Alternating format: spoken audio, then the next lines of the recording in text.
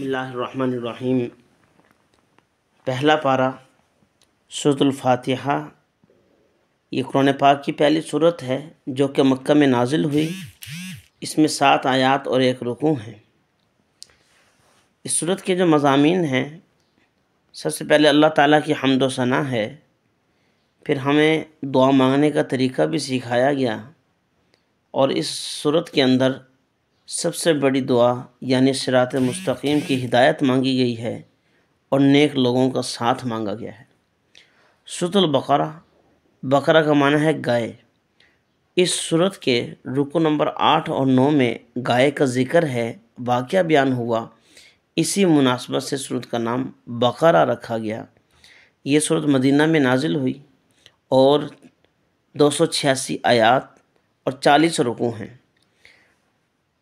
اس کا جو حصہ جو پہلے پارے کے اندر ہے، اس میں جو احکام بیان ہوئے، تو سب سے پہلے رکوع کے اندر ایک تو اللہ تعالیٰ نے قرآن پاک اس کتاب کا لا ریب ہونا بیان فرمایا۔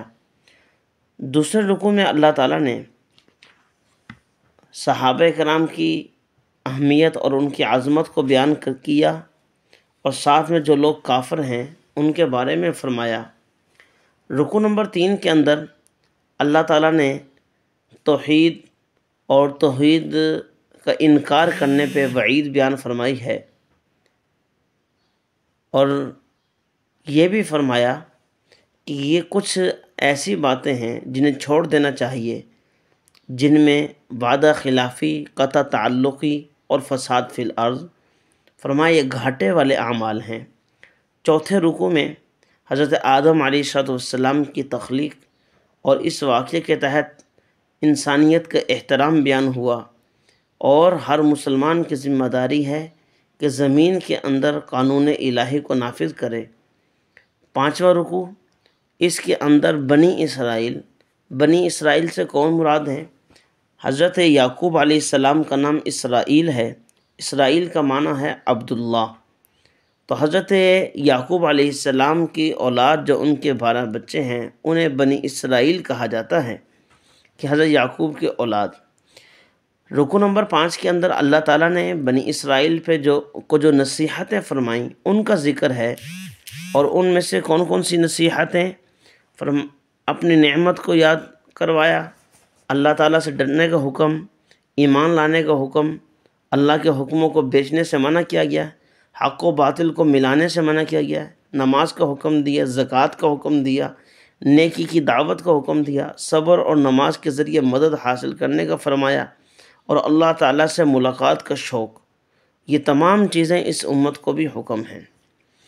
چھٹے رکوع کے اندر اللہ تعالیٰ نے بنی اسرائیل کو جو فضیلت عطا فرمائی، ان فضائل کا ذکر ہے اور ان باتوں کا ذکر ہے۔ ایک بات تو یہ فرمائی کہ تمہیں ہم نے سب پہ فضیلت عطا کی، دوسرا یہ فرمایا کہ ہم نے فرعون سے تمہیں نجات دی، تیسرا یہ ہے کہ ہم نے تمہارے لیے دریاؤں کو چیر دیا، چوتھا یہ ہے کہ موسیٰ علیہ السلام سے 40 راتوں کو ہم نے تم سے وعدہ کیا، پانچواں یہ ہے کہ تمہارے لیے جرم عظیم کو معاف کیا، چھٹا یہ ہے کہ ہم نے تورات نازل کی، ساتواں یہ ہے کہ توبہ قبول کر لی، آٹھواں یہ ہے کہ تمہیں زندگی دی موت کے بعد، نواں یہ ہے کہ بادلوں کا سایہ ہوا، اور 10ویں بات یہ ہے کہ من و سلوہ اتارا گیا، اور 11ویں بات یہ ہے کہ بیت المقدس کو فتح کر دیا گیا، اور کھانا سیر ہو کر تمہیں کھلایا گیا، اور اس کے بعد پانی کے 12 چشموں کا ذکر فرمایا۔ یہ ساری اللہ تعالیٰ کی تم پر خاص نعمتیں تھیں۔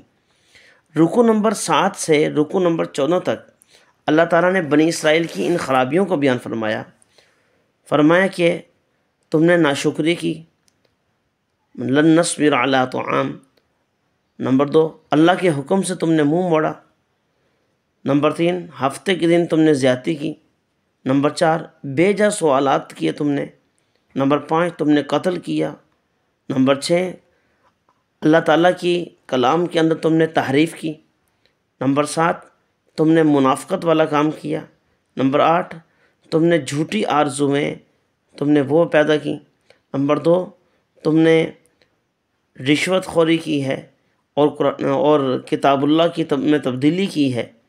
نمبر 10، تم نے اللہ تعالیٰ پر بھی جھوٹ باندھ دیا، لن تمسنا النار۔ نمبر 11، تم نے وعدہ خلافی کی، وَإِذَا أَخَذْنَا مِيثَاقًا۔ نمبر 12، تم نے اقرار و شہادت کے بعد تم منکر بھی ہو گئے ہو۔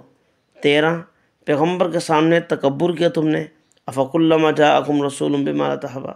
نمبر 14، تکبر پر تم نے فخر کیا۔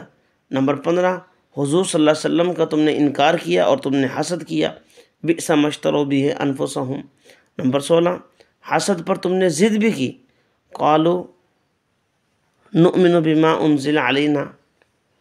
نمبر 17، بھیڑیے کی تم نے عبادت کی، بچھڑے کی تم نے عبادت کی۔ نمبر 18، نافرمانی پر تم ڈٹ گئے۔ نمبر 19، دنیاوی زندگی کے لالچ میں تم آگے، احرص الناس علی حیاہ۔ اور اس کے بعد نمبر 20، حضرت جبریل علیہ السلام سے بھی تم نے دشمنی کی، قل من کان عدوا لجبریل۔ 21، تم جادو کے پیچھے لگ گئے، واتبعوا ما تتلو الشیاطین۔ نمبر 22، نبی پاک کو غلط ناموں سے تم نے پکارنا شروع کر دیا، لا تقولوا راعینا۔ نمبر 23، حضور صلی اللہ علیہ وسلم کے دین کی تم نے تحقیر کی۔ نمبر 24، تم نے قرآن پاک کے جو احکام تبدیل ہوئے ان کا بھی تم نے مذاق اڑایا۔ نمبر 25، تم نے لوگوں کو دعوت دی کہ وہ مرتد ہو جائیں، وَدَّ كَثِيرٌ مِّنْ أَهْلِ الْكِتَابِ لَوْ يَرُدُّونَكُم مِّن بَعْدِ إِيمَانِكُمْ كُفَّارًا۔ نمبر 26، اپنی تصدیق اور دوسروں کی تکذیب کی، وَقَالَتِ الْيَهُودُ لَيْسَتِ النَّصَارَىٰ عَلَىٰ شَيْءٍ۔ 27، تم نے مسجد سے لوگوں کو روکنا شروع کر دیا، وَمَنْ أَظْلَمُ مِمَّن مَّنَعَ۔ نمبر 28، تم نے اللہ کو گالی دی۔ اور نمبر 29، اللہ تعالیٰ سے ملاقات